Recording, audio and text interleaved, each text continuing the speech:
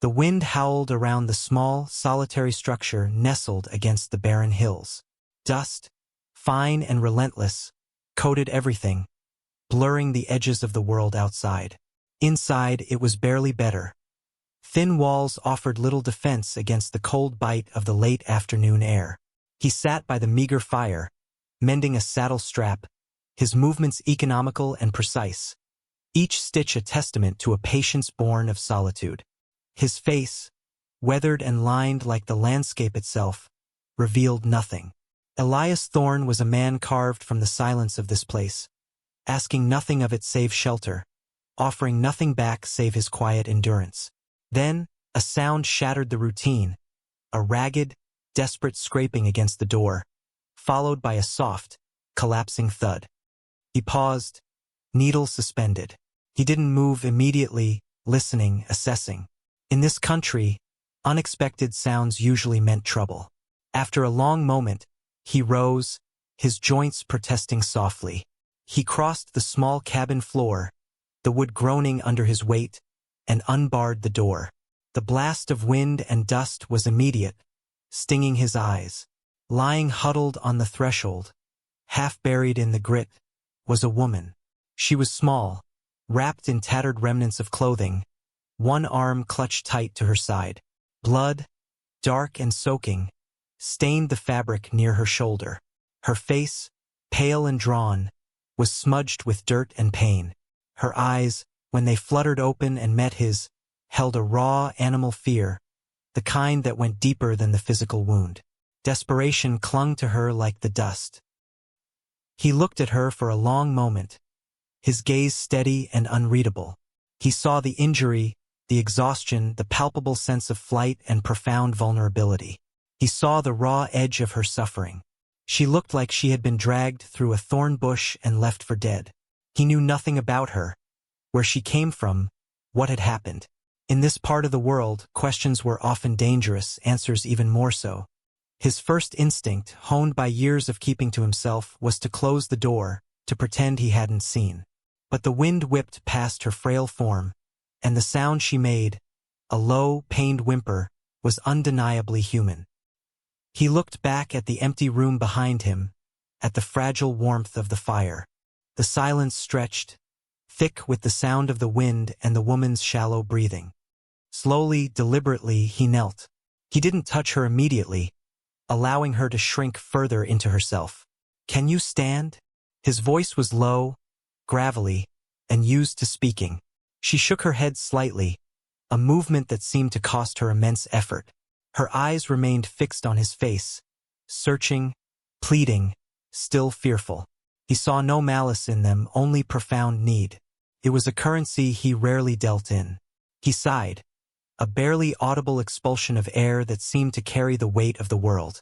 Without another word, he reached out, carefully placing one large hand under her good arm, the other around her back. She flinched but didn't cry out.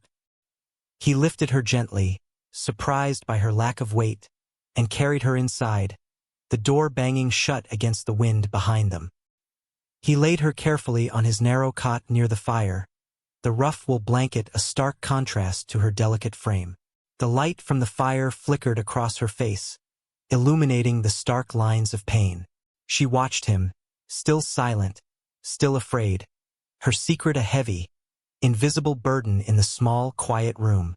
The air inside, though warmer, felt suddenly charged, forever changed by her presence. He stood over her for a moment, the vast, empty plains outside mirroring the emptiness he had cultivated within himself for so long. Now, something unexpected had arrived, disrupting the carefully maintained silence. He knew, with a certainty that settled deep in his bones, that nothing would ever be quite the same. The long night had just begun. He moved with quiet efficiency, retrieving a basin of water, clean rags, and a jar of salve he kept for his own occasional injuries. He didn't speak, and neither did she, save for the sharp intake of breath when he gently began to clean the wound on her shoulder. It was a nasty tear, deep and ragged, likely caused by something sharp, a rock, a branch, or worse. As he worked, his gaze remained on the task, not on her face. He respected the fragile barrier of her silence, offering no intrusive questions. She watched his hands, calloused and strong, moving with a surprising tenderness. The initial fear in her eyes began to mix with a hesitant wonder. Who was this man, alone in the wilderness, who offered aid without demanding explanation? He finished binding the wound, his touch firm but careful. He offered her a cup of water, which she took with trembling hands, draining it greedily. Only then did he step back, giving her space. "You need rest," he finally said, his voice rough but not unkind. "Don't move the shoulder," she nodded, her eyes closing in exhaustion. He banked the fire, adding a few more pieces of wood to last through the night. He then retreated to his own bedroll on the floor near the hearth, leaving the cot to her. He lay there, listening to the sounds of the wind, the crackling fire, and her quiet, pained breathing. Sleep did not come easily. Her presence was a disruption, a foreign element in his ordered solitude. He found himself wondering about her, despite his ingrained caution. What had happened to her? Who was she running from? Her clothes were simple, worn, but not of the common laborer. There was a certain dignity about her, even in her current state, a quiet resilience that the hardship couldn't entirely extinguish. Over the next few days, she remained weak, speaking only when necessary, offering only her name, Elara. She rarely met his eyes directly, as if carrying a burden of shame or fear that prevented her from fully facing him. He brought her food, simple fare of jerky and beans, heated over the fire. He changed her dressing, the ritual performed in silence, building a strange, unspoken familiarity between them. He saw the bruising beneath her clothes, not just on her shoulder, but elsewhere too, faint but undeniable marks of rough handling. He didn't ask. Her silence was a shield, and he respected it, though his mind pieced together possibilities. She was in trouble, deep trouble, running from someone, something. The secret was wrapped in that silence, in the way she flinched at sudden sounds, in the haunted look in her eyes when she thought he wasn't watching. He continued his routine outside, tending to his traps, chopping wood, always keeping an ear tuned to the wind, listening for sounds that didn't belong.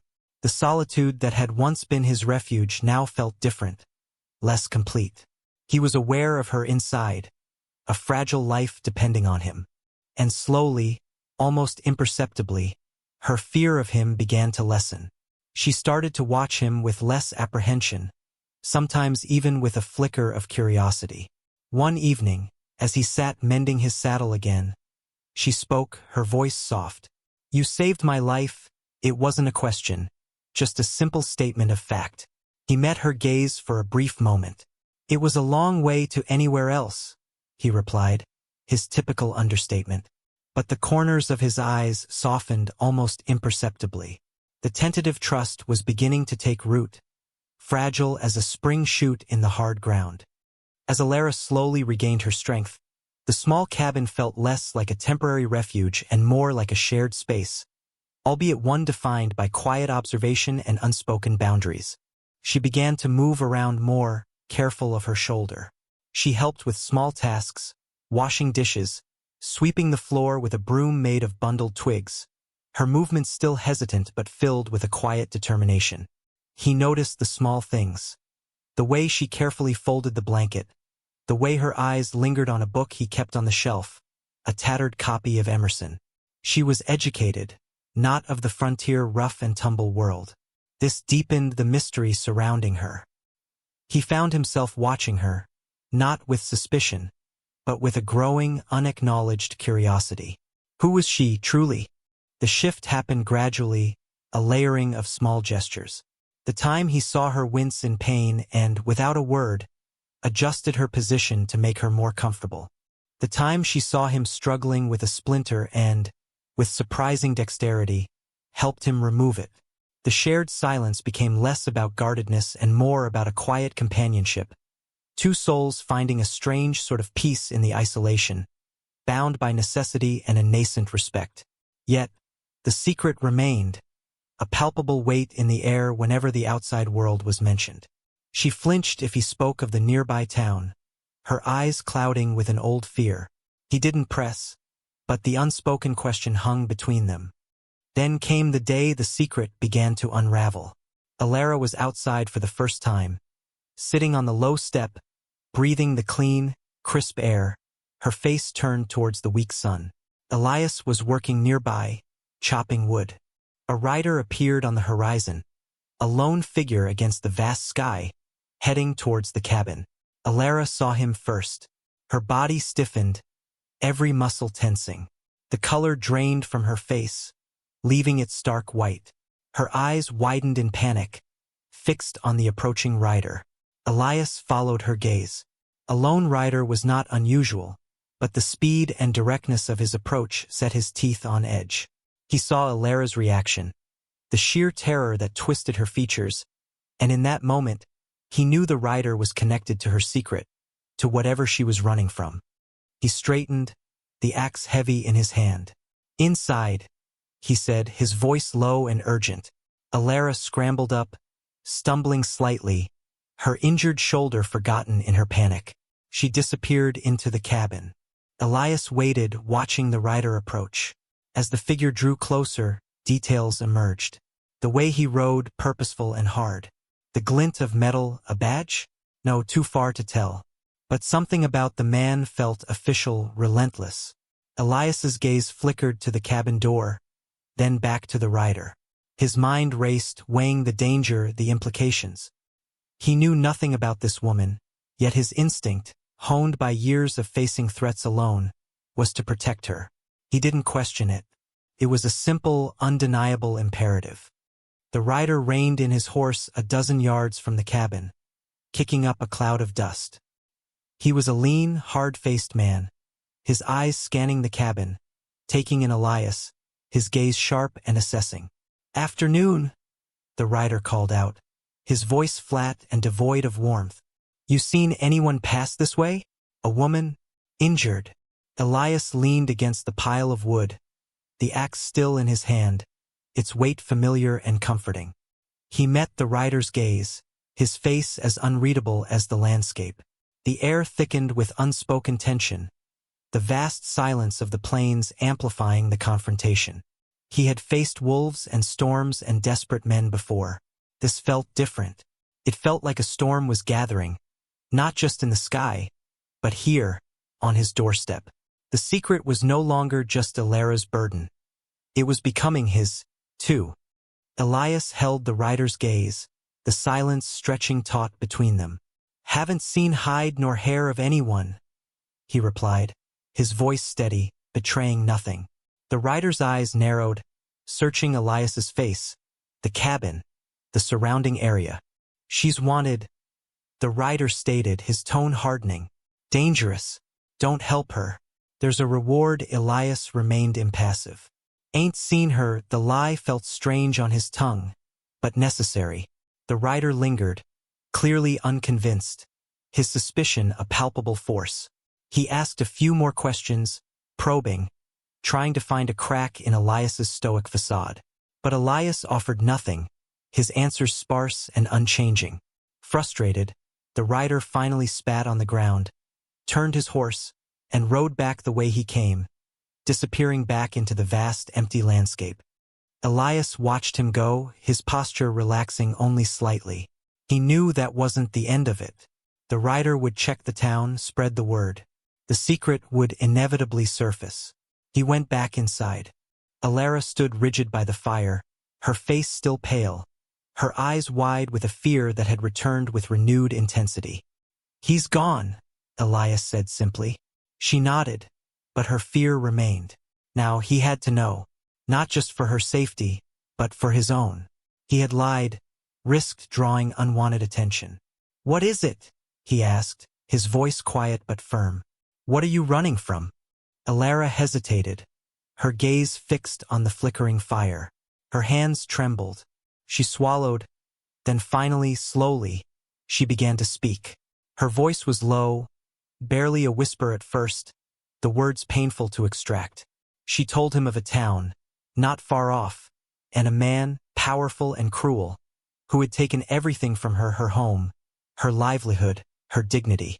She spoke of being cornered, attacked, and how, in a moment of desperate self-preservation, she had fought back.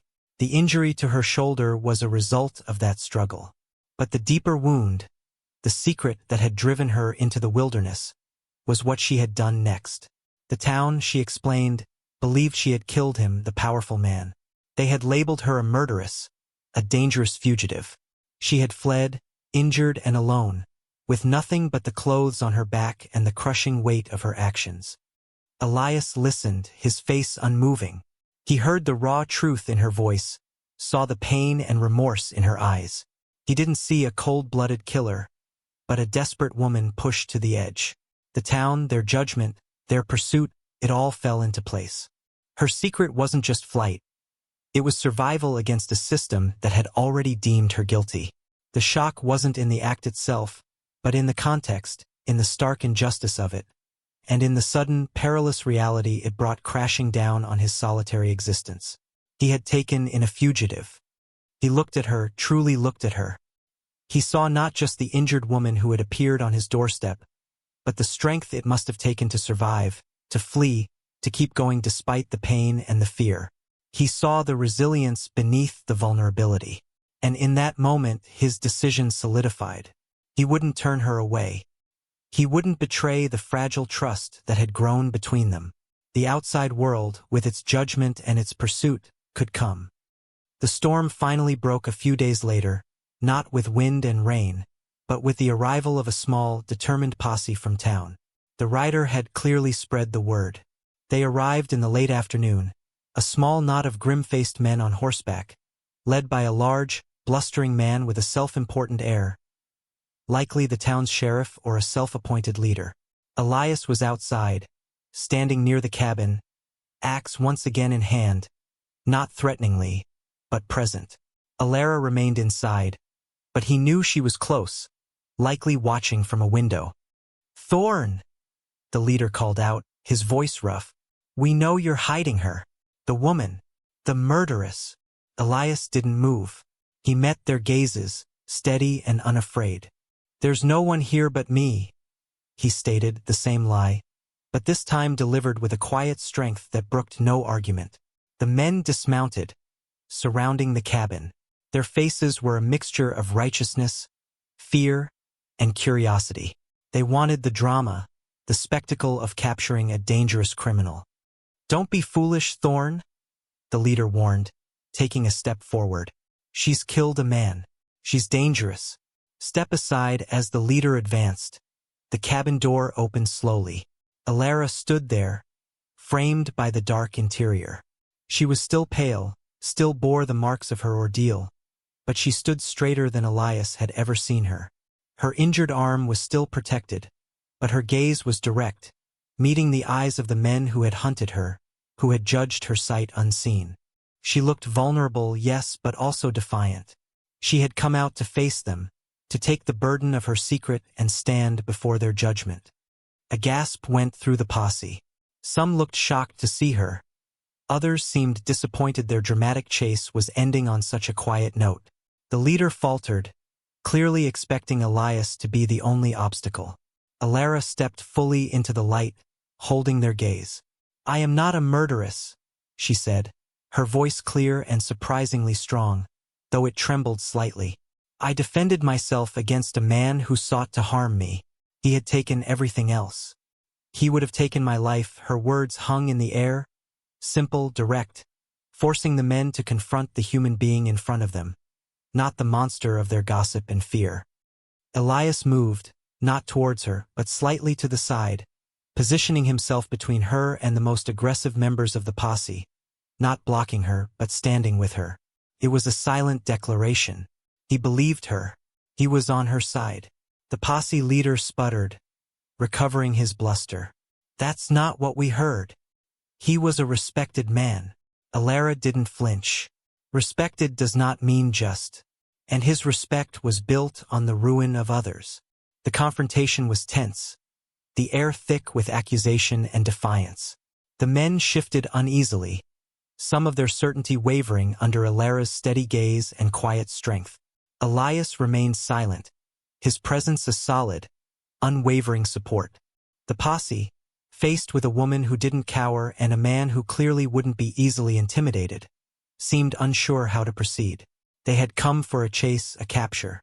They found something unexpected: dignity and truth. In the end, they didn't take her. They argued, threatened, but lacked the conviction, or perhaps the authority, to force the issue against Elias's quiet resolve and Alara's calm defiance. They retreated, muttering threats about the law, about returning. But as they rode away, defeated and unsettled, the true shock to the town wasn't just Alara's survival or her secret, but the fact that Elias Thorne, the solitary, unreadable man of the hills, had stood by her, had given her refuge, and in doing so, had revealed a depth of character no one had ever suspected. Alara watched them go, then turned back to the cabin, to Elias. Her eyes, no longer filled with raw fear, held gratitude and a newfound strength. The secret was out. The immediate threat had passed, but the journey wasn't over. It had, in a way, just begun. Two unlikely souls bound together by hardship, trust, and a shared, quiet defiance against the world's harsh judgment. They had faced the storm together, and in its wake, something resilient and true had emerged.